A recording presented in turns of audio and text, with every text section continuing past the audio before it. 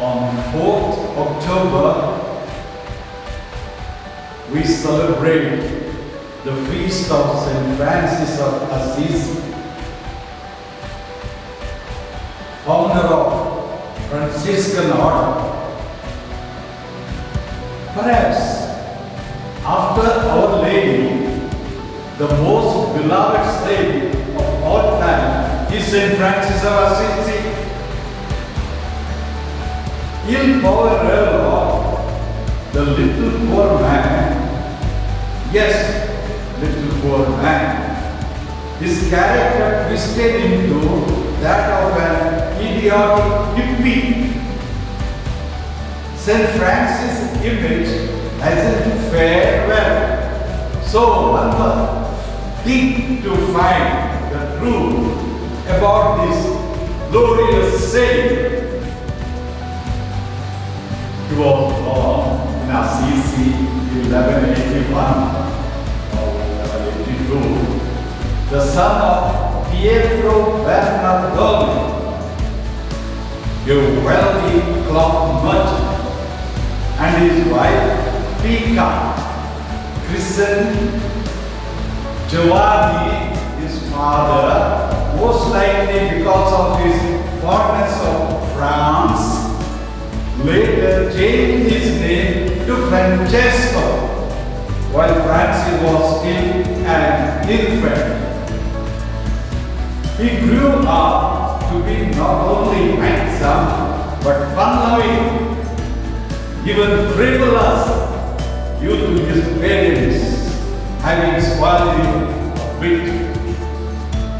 He dressed in fine clothes, loved feats of art, and was lavish with money, though even then, during his wilding days, he had great compassion for the poor.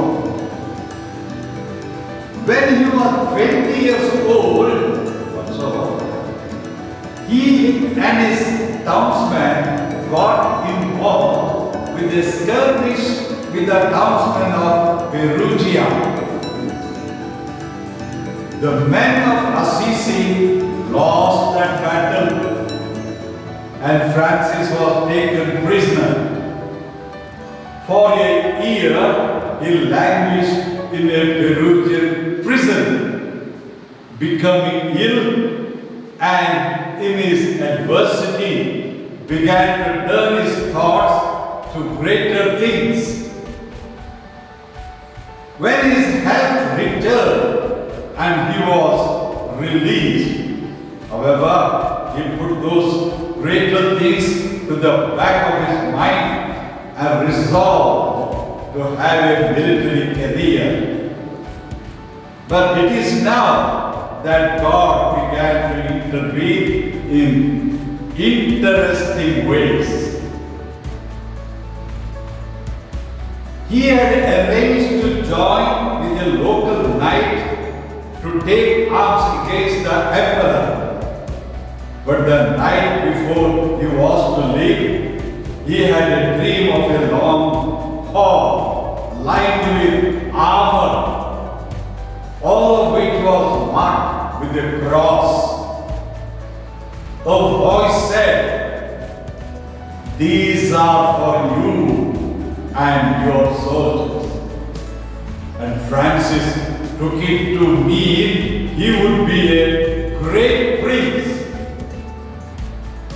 He and the knight set off, but when they reached Spoleto, Francis became ill again and was told in another dream by the same voice to return to Assisi. He did, but he returned a different man, a more spiritual man who had less interest in the revelries of his youth and more interest in solitude and prayer. He soon decided to take a wife of surpassing fairness.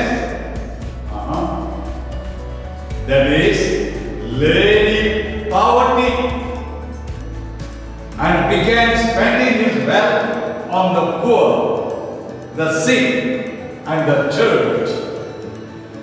One day he was riding a horse across the plains of Umbria when he encountered a leper.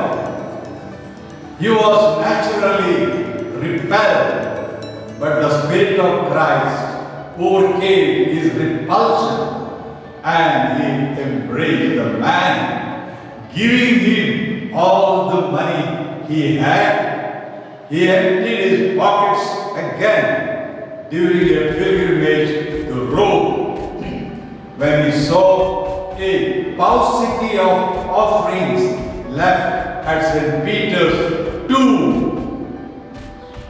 After he did so, he exchanged his fine clothes for the tattered rags of a beggar. After returning to Assisi, he was praying one day in the chapel of San Damiano before an iconic crucifix which has become known as San Damiano crucifix. While deep in prayer, he heard a voice say to him, "Go, Francis, and repair my house, which as you see is falling into ruin." He went to his father's shop, took expensive cloth and sold it and his horse for the money to make literal repairs to the chapel. The chapel's priest wouldn't accept money gained in that manner, and Francis threw it at him in disdain. Francis' father was living, so his son hid himself away in a nearby cave for a month, emerging squalid and emaciated. His appearance invited mockery, and he was tormented by locals until his father retrieved him, beat him, bound him, and imprisoned him in a closet. His mother freed him in his father's absence, and he returned to San Damiano, where he found a place to live in priest help. Francis' father, though went to the city, consults to force his son to give up his inheritance, something Francis was very happy to do. He took off his clothes and handed them to his father with the words, "Hitherto I have called you my Father on earth. Henceforth I desire to say only, Our Father who art in heaven."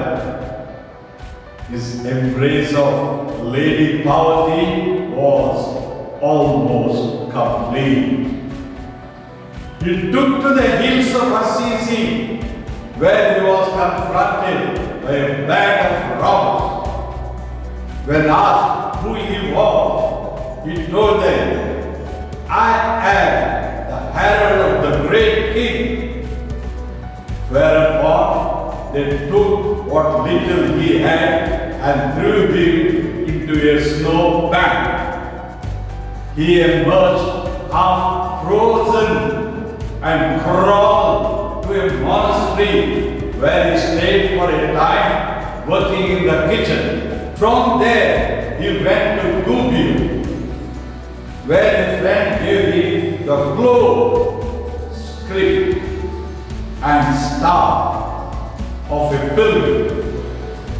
He returned to Assisi and begged people for stones with which he could restore the chapel of San Damiano that he had been commanded to repair. stone by stone, with his own hand, he did rebuild it, and then went on to repair the chapel of San Pietro outside the city, and the tiny chapel of the tiny town of Santa Maria degli Angeli, St. Mary of the Angels, below the city. In 1208, he was attending Mass at the third chapel in Santa Maria degli Angeli, and heard all God's word as recounted in the 10th chapter of Matthew.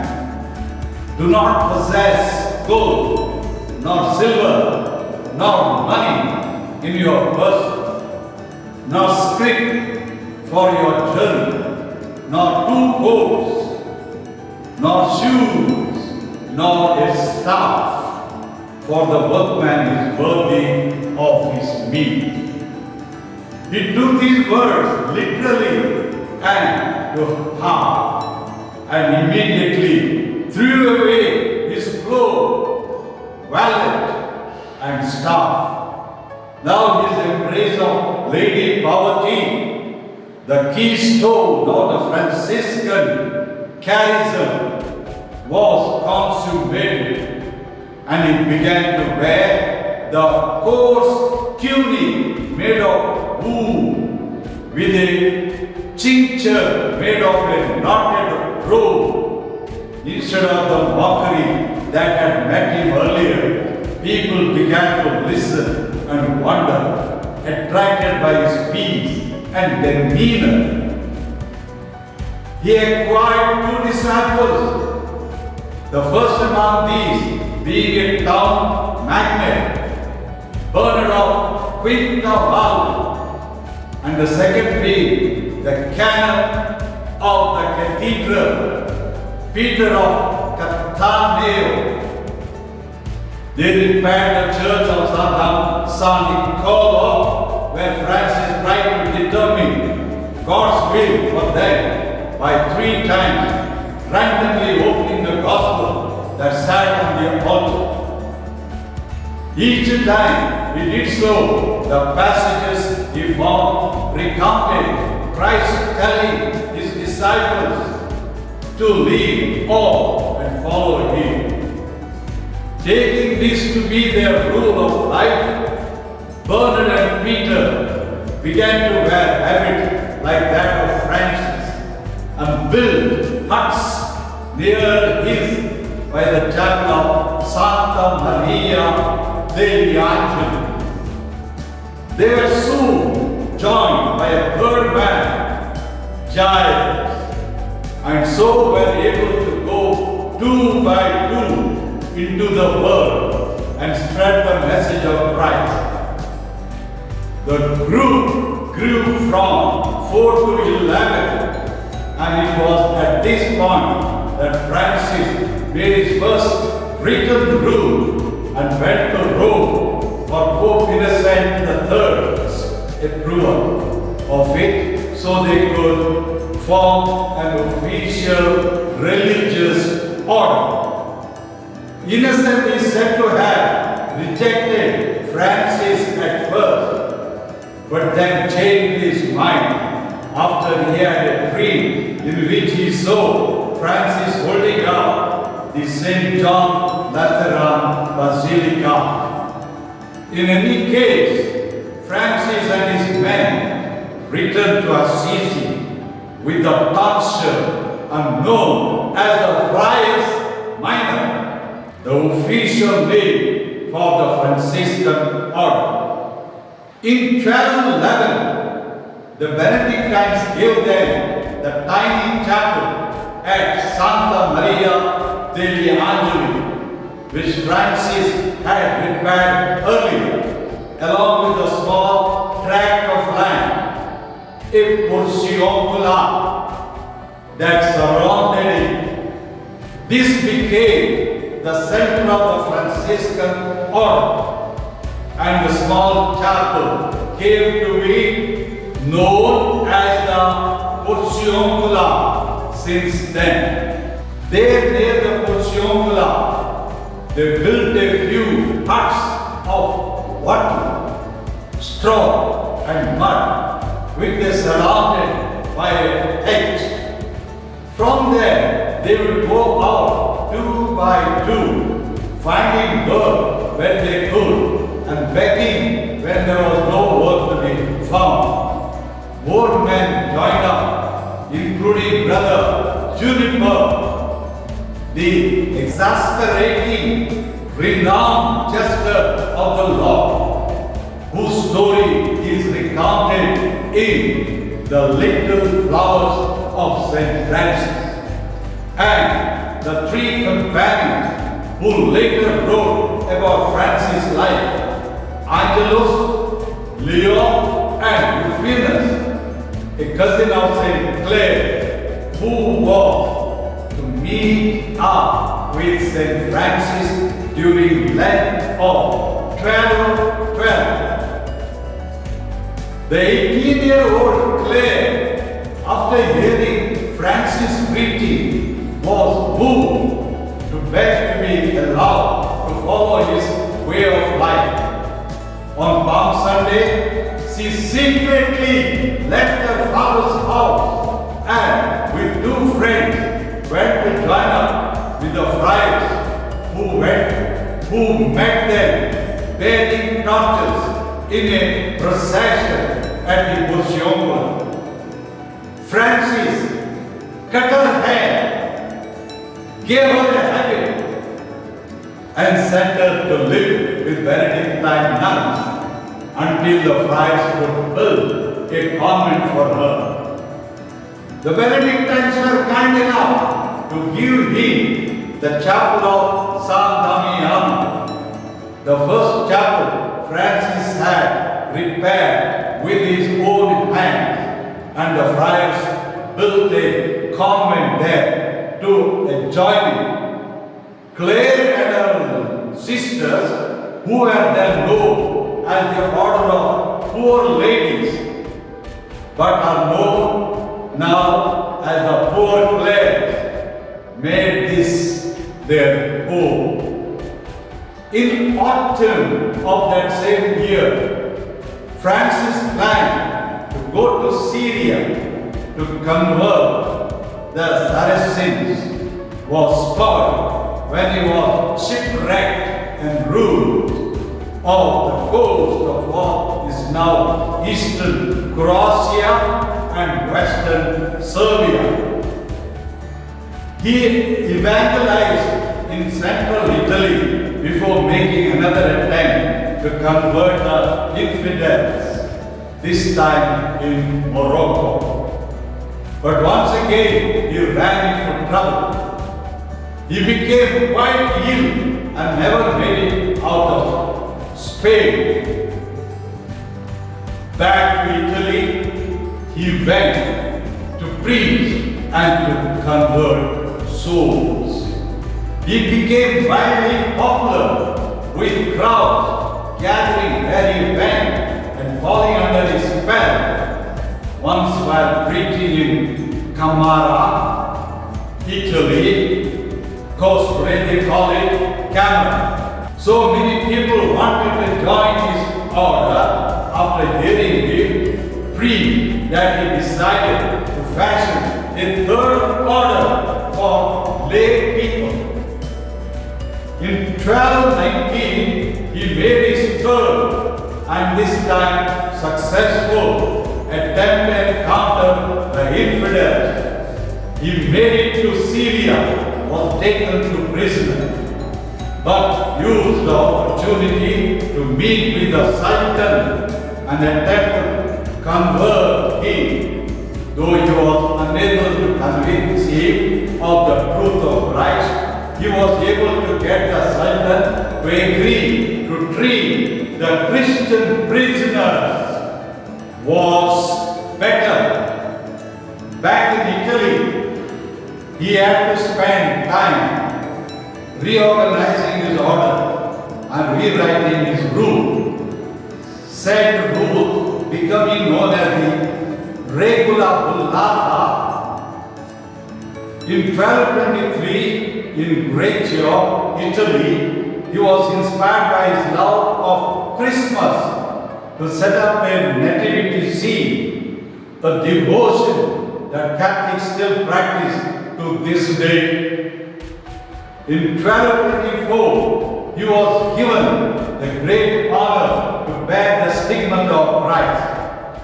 The story is told by Thomas of Celano in his biography of St. Francis, Vita Prima, Santa Francis, written in 1228, 1229. 2 years before Francis gave his soul back to heaven, while he was staying in a hermitage called Alverna, after the place where it was located, he saw in a vision from God a man with 6 wings, like a seraph, standing above him with hands extended and feet together affixed to a cross. 2 wings were raised over his head, 2 were extended in flight, and 2 hid his entire body. When the blessed servant of God saw these things, he was filled with wonder, but he did not know what the vision meant. He rejoiced greatly in the benign and gracious expression with which he saw himself regarded by the seraph, whose beauty was indescribable. Yet he was alarmed by the fact that the seraph was affixed to the cross and was suffering terribly. Thus Francis rose, one might say, sad and happy, joy and grief alternating in him. He wondered anxiously what this vision could mean, and his soul was uneasy as it searched for understanding. And as his understanding sought in vain for an explanation, and his heart was filled with perplexity at the great novelty of this vision, the marks of nails began to appear in his hands and feet, just as he had seen them slightly earlier in the crucified man above him. His hands and feet seemed to be pierced by nails, with the heads of the nails appearing in the palms of his hands and on the upper sides of his feet, the points appearing on the other side. The marks were round on the palm of each hand, but elongated on the other side, and small pieces of flesh jutting out from the breast took on the appearance of the nail ends, bent and driven back. In the same way, the marks of nails were impressed on his feet and projected beyond the breast of the flesh. Moreover, his right side had a large wound, as if it had been pierced with a spear, and it often bled, so that his tunic and trousers were soaked with his sacred blood. Alas, how few were worthy of viewing the wound in the side of this crucified servant of the crucified Lord. How fortunate was Elias, who was worthy of seeing it while the holy man lived, but no less fortunate was Rufinus, who touched the wound with his own hand. For once, when the aforesaid brother Rufinus put his hand on the holy man's chest in order to rub it, his hand fell to his right side, as often occurs, and he happened to touch that precious book. The holy man of God suffered great anguish from that touch and pushing the hand away. He cried out to the Lord to forgive him. He carefully hid the wound from outsiders and cautiously concealed it from those near him, so that even his most devoted followers and those who were constantly at his side knew nothing of it for a long time. And although the servant and friend of the Most High saw himself adorned with many costly pearls, as if with precious gems, and marvelously decked out beyond the glory and honor of other men, he did not become vain or seek to please anyone through desire for personal glory, but lest human favor should steal away the grace given to him, he attempted to hide it in every way possible. At around this time, his body, which is humorously referred to as Brother Ass, began to betray him. Tuberculosis, dropsy, eyesight failing almost to the point of blindness. He knew his time was upon him. He went to the chapel of San Damiano to visit St. Clare, and there, living in a little hut in the garden of the convent, wrote his Canticle of the Sun.